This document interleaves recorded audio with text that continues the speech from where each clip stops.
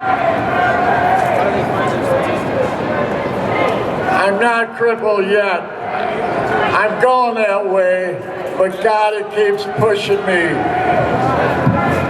He said, Dick, keep it up. You're getting to the other side. I hope and pray he stays with me and that I can get this message out across the state and across the country.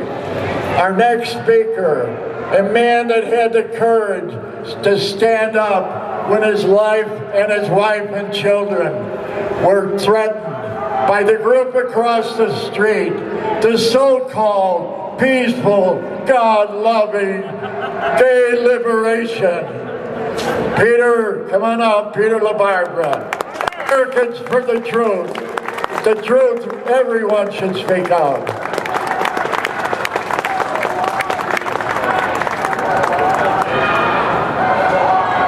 Well, I first want to say how grateful I am to have the friendship of Dick Walsh.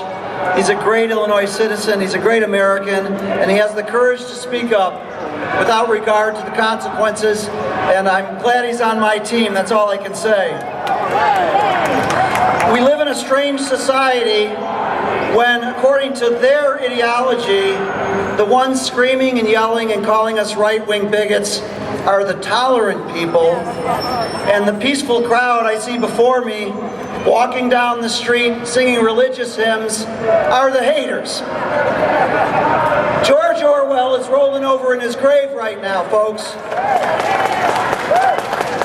The only hate I see is standing across the street yelling with the rainbow, which, by the way, they stole the meaning of too.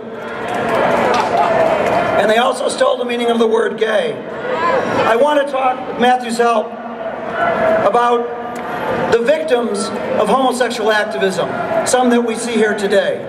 Because we've gotten to the point when homosexual activists are so arrogant where they say even the opposition to same-sex so-called marriage, forget about homosexuality itself, just the opposition to same-sex marriage makes you a hateful, bigoted, homophobic person. The problem they have is that right now, according to the surveys, African Americans are now the strongest, according to 75% according to one, African Americans are now the strongest in opposition to same-sex so-called marriage.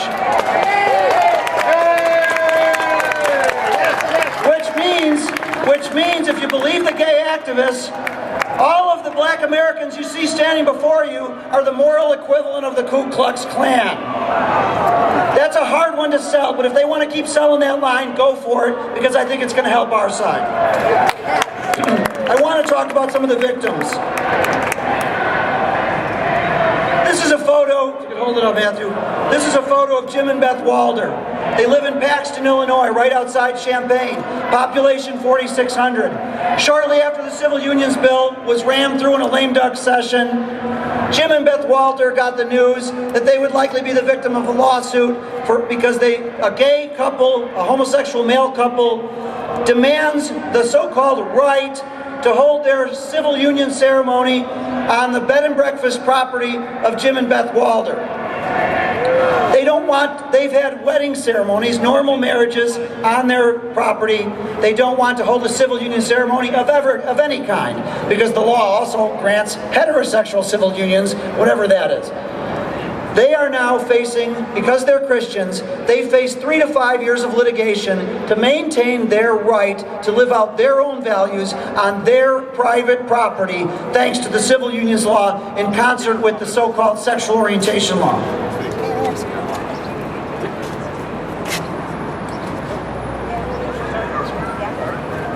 This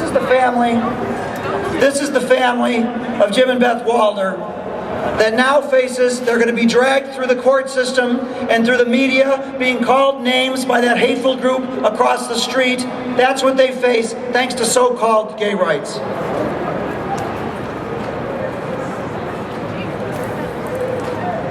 This is Cynthia Dixon. Cynthia Dixon was employed as an associate vice president of human resources. Looks like, okay, we're back. At the University of Toledo. She wrote a letter to the editor opposing the idea of equating black skin color to homosexuality. The idea that homosexuality is a civil right like the traditional civil rights movement. For that she was fired. And get this, fired in the name of gay rights. After she was fired and she finally got a job in the state of Michigan, homosexual activists went online and they tried to get her dishired, not hired, by the place she was hired at in Jackson, Michigan. You have to ask yourself, what kind of a civil rights movement destroys the civil and religious rights of people to disagree with homosexuality? How can a civil rights movement destroy people's civil rights? So this is an intolerant and a discriminatory movement we're talking about.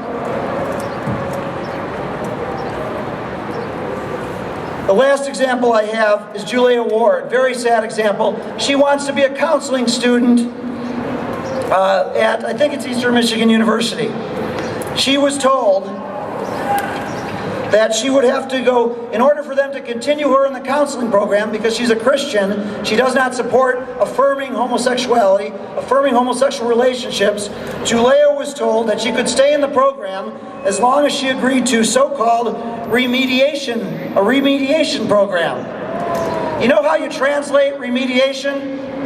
Thought control.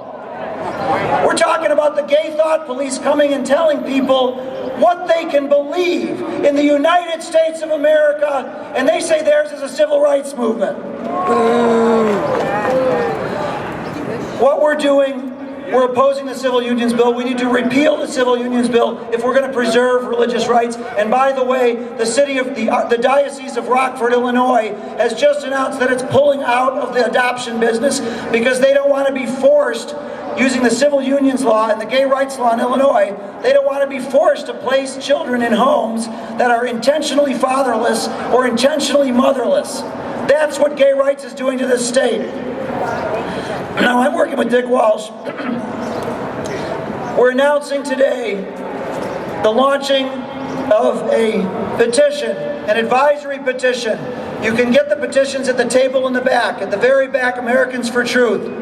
This petition, if we get 300,000 signatures, valid signatures from statewide voters, this will put a question on the ballot in November 2012. It reads, shall the Illinois General Assembly submit an amendment to the Illinois State Constitution to the voters of the state of Illinois at large at the next general election, stating as follows: to secure and preserve the benefits of marriage for our society and for future generations of children, the union of one man and one woman shall be the only agreement recognized as a marriage or similar union for any purpose.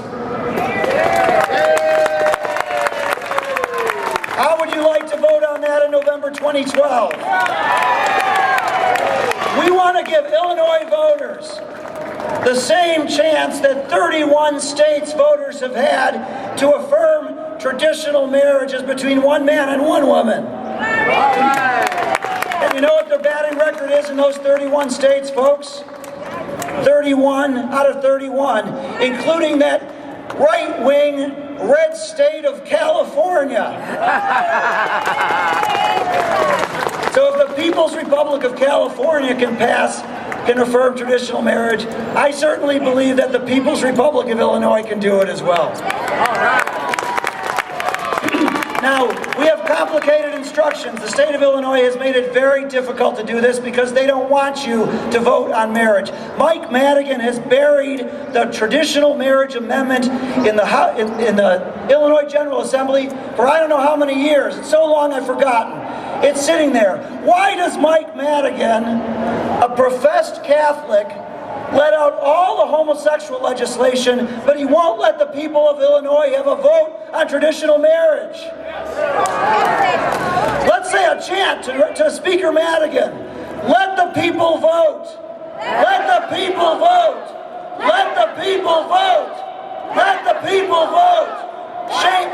Sorry. I'm not as good at this at the left. They're professional rabble-rousers. Now you can go back to our table in the back. You can pick up as many petitions as you need. I've got 2,000. We've got the directions. The website is defendmarriageillinois.org.